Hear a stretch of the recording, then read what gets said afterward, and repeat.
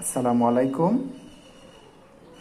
আমার এই লাইভ সেশনটিতে সবাইকে স্বাগত। আজকে আমি বিজ্ঞানের উপর দ্বিতীয় পর্ব নিয়ে আপনাদের সম্মুখে হাজির হয়েছি। আপনারা সবাই লক্ষ্য করুন যে ছন্দের আকারে আমি বিজ্ঞানের কয়েকটা বেসিক বিষয় নিয়ে আলোকপাত করছি। প্রথমে দেখুন, একটা টেকনিক দিয়েছি, চলো নিকা করি। এই টেকনিকের মাধ্যমে আমরা চুম্বক পদার্থগুলোর নাম মনে রাখতে পারি। যেমন চলো, চতে হচ্ছে চুম্বক, লোতে হচ্ছে লোহা। চলো নিকা, নিতে হচ্ছে নিকেল, কাতে হচ্ছে কোবাল্ট।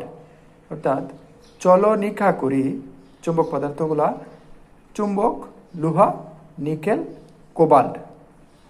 তারপর দেখুন, ইলেকট্রন, প্রোটন এবং নিউট্রন এর আবিষ্কারকদের নাম আমরা মনে রাখতে পারি এভাবে, যে ইট পরে নিচে, ইট মানে ইলেকট্রন, আবিষ্কারক হচ্ছে থমসন, পরে হচ্ছে প্রোটন, আবিষ্কারক হচ্ছে রাদারফোর্ড, নিচে হচ্ছে নিউট্রন, আবিষ্কারক হচ্ছে চ্যাডউইক। এটার চমৎকার একটা ছন্দ দেখুন, ছন্দটা হচ্ছে তরা চা, তরা চা, অর্থাৎ তরা চা। ততে হচ্ছে থমসন, রাতে হচ্ছে রাদারফোর্ড, চ্যাতে হচ্ছে চ্যাডউইক।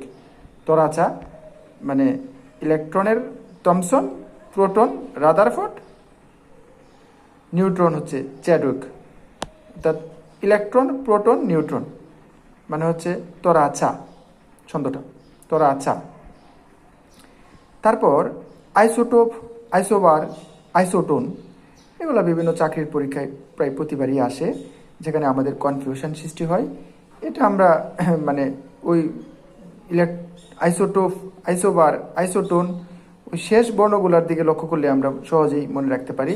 যেমন আইসোটোপের শেষে প আছে, তাই এটা প্রোটন সমান। আবার আইসোবারের শেষে বার আছে, তাই এটার বর সমান।